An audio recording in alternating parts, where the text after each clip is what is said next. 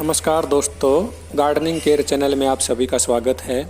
आज की इस वीडियो में मैं आपको गजनिया के पौधे की देखभाल के बारे में कुछ ज़रूरी बातें बताऊंगा। गजनिया एक विंटर फ्लावरिंग प्लांट होता है जिसमें नवंबर दिसंबर से लेकर अप्रैल मई तक फ्लावरिंग होती है। अब इस समय मेरे गार्डन में 5 गजनिया के पौधे मैंने गमले में लगा रखे हैं और इनमें फ्लावरिंग हो रही है। मार्च अप्रैल तक तो ये पौधे बहुत ही अच्छी फ्लावरिंग करते रहते हैं और इनकी ग्रोथ भी होती रहती है। उसके बाद जैसे ही अधिक गर्मी शुरू होती है तो ये पौधे सूखने लगते हैं। आज की इस वीडियो में मैं आपको बताऊंगा कि इन पौधों को गर्मी के मौसम में सूखने से बचाने के लिए हमें किन किन बातों का ध्यान रखना है। यदि हम इन पौधों की अप्रैल मई और जून 3 महीने अच्छी देखभाल कर लेते हैं तो ये पौधे नेक्स्ट विंटर सीजन के लिए भी बचाए जा सकते हैं। इन पौधों को बार बार नर्सरी से खरीदने की आवश्यकता नहीं पड़ेगी। इन पौधों की देखभाल के लिए मैं आपको इस वीडियो में 10 मेन बातें बताऊंगा। यदि आप इन बातों को ध्यान में रख लेते हैं तो आपके ये पौधे कभी नहीं सूखेंगे। सबसे पहली बात तो ये है कि हमें इन पौधों में अब गर्मी के मौसम में 2-3 महीने खाद नहीं डालनी है। बरसात के सीज़न में इसमें नई ग्रोथ शुरू हो जाएगी, उसके बाद आप इन पौधों में खाद डालिए। इनमें मई जून तक फ्लावरिंग होती रहती है। अधिक से अधिक फ्लावरिंग लेने के चक्कर में हम इन पौधों में खाद डालते रहते हैं जिसके कारण ये पौधे सूख जाते हैं। दूसरे नंबर पर है इसकी वाटरिंग करते समय हमें अब इस समय बहुत ही अधिक सावधानी रखनी पड़ेगी। इन पौधों की मिट्टी नहीं सूखनी चाहिए और इनमें ना तो ओवर वाटरिंग होनी चाहिए और ना ही अंडर वाटरिंग करें। इन पौधों में शाम के समय ही पानी डालिए और जब आप इनमें पानी डालते हैं तो गमले को पूरा पानी से भर दीजिए। शाम के समय पौधों में पानी डालने का ये फ़ायदा होता है कि इनमें रात भर नमी बनी रहती है और इन पौधों को ठंडा मौसम पसंद होता है। पूरे रात भर की नमी इन पौधों को गर्मी के मौसम में बचाए रखती है। इनके फूल 2-3 दिनों तक खिले रहते हैं, उसके बाद ये सूखने लगते हैं। जब फूल ये सूखते हैं तो इनके बीज भी बनने लगते हैं।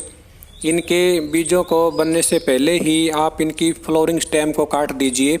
ऐसा करने से पौधे की एनर्जी बीज बनाने में वेस्ट नहीं होगी।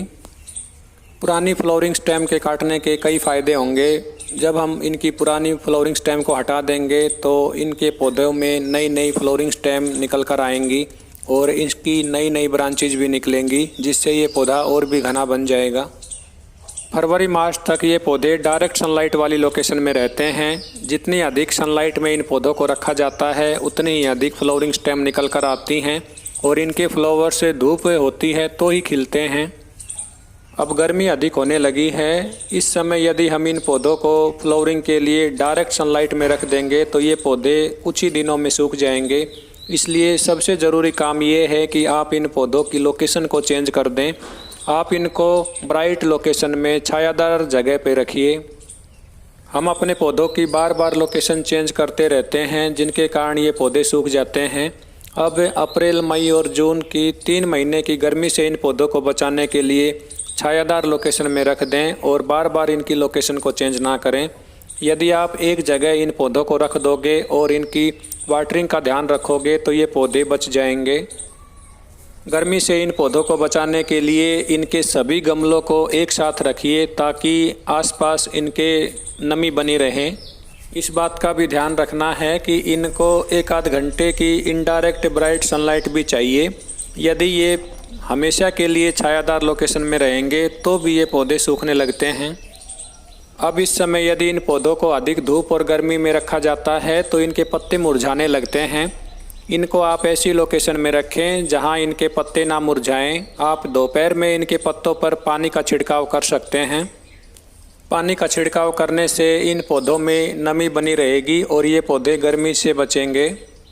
अब गर्मी के मौसम में हमें इन पौधों की फ्लावरिंग की तरफ ध्यान नहीं देना है।